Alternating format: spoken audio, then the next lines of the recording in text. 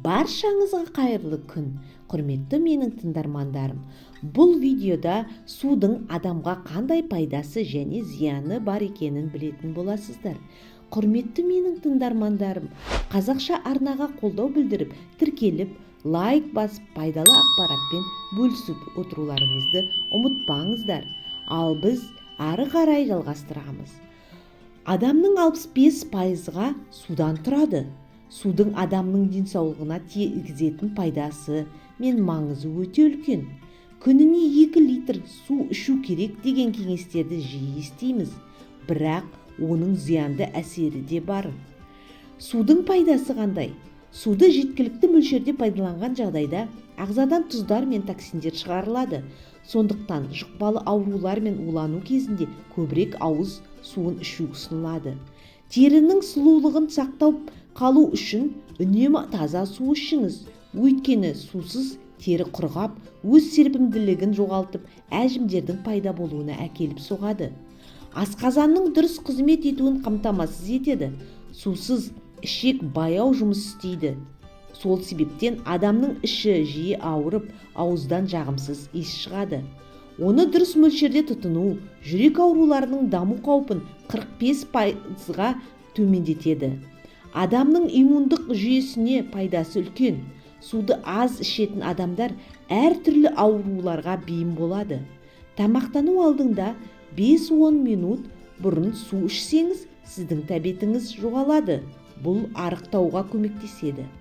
Ағзада судың аз болуы бастың ауруына әсер етеді. 2 стакан сұйықтықты ішсеңіз, бастың ауруы басылады. Адам ағзасына судың зияны қандай? Ағзада судың мөлшері тым көп болса, ол жүрек пен бүйрекке жүктемені 2 есе арттырады. Аз мөлшерде су ішкен жағдайда бас ауруы, әлсіздік және зәр шығару кезінде қиындықтар туады. Тым ыстық қылып су ішу асқазанда ойық жара немесе панкреатиттің басталуына әкелуі мүмкін. Суды суық ішу зиянды, өйткені ол асқазан мен ішкі құрылысты салқындатып, біраз уақыттан кейін ауруларға әкелуі мүмкін. Ауа райы ыстық болғанның өзінде жылы сұйықтық ішуге кеңес беріледі. Адам қанша литр су ішу керек? Күніне 2 литр су ішу керек дегенді ұмыттыңыз. Адамның салмағына, физикалық белсенділігіне және өмір сүру салтына қарай әр адамның нормасы әртүрлі болады. Мысалы, 50 килограмм кісіге 1,5 литр ішу қажет, яғни 1 килограммға 30 миллилитр. Оянғаннан кейін 1 стакан ішкен дұрыс. Содан соң тамақ ішер алдында 20-30 минут бұрын немесе тамақтанғаннан кейін 3 сағаттан кейін суды ішуге кеңес беріледі. Денсаулықты жақсарту үшін шәй, кофе, сүт, айран емес, тек қана таза суды пайдалану керек. Шөлдесеңіз, шыдап тұрудың қажеті жоқ. Бірден су ішіңіз. Сусыз өмірді елестету мүмкін емес. Ол біздің өміріміздің және ағзамыздың негізі. Қазірдің өзінде ғалымдар оны зерттеп жаңа деректер табуда. Су туралы біз не білеміз? Су жайлы 15 мәлімет.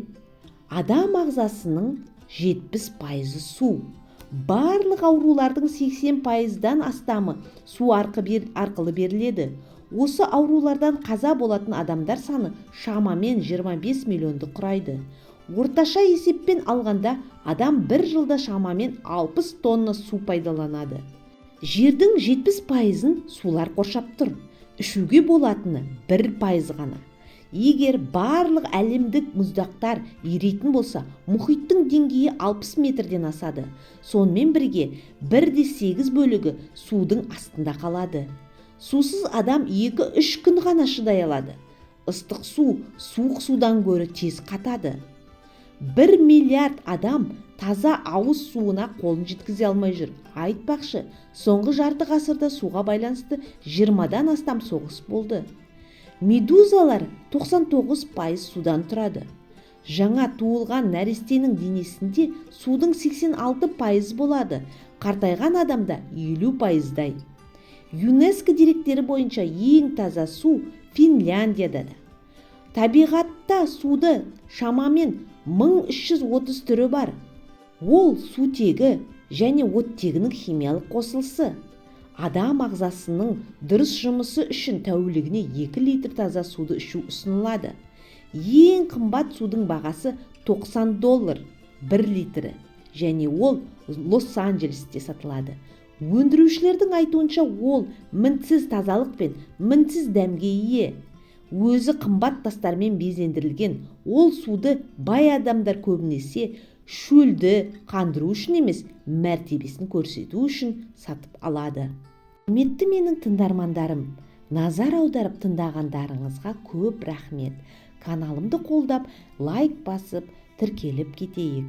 Денсаулығымыз мықты болсын.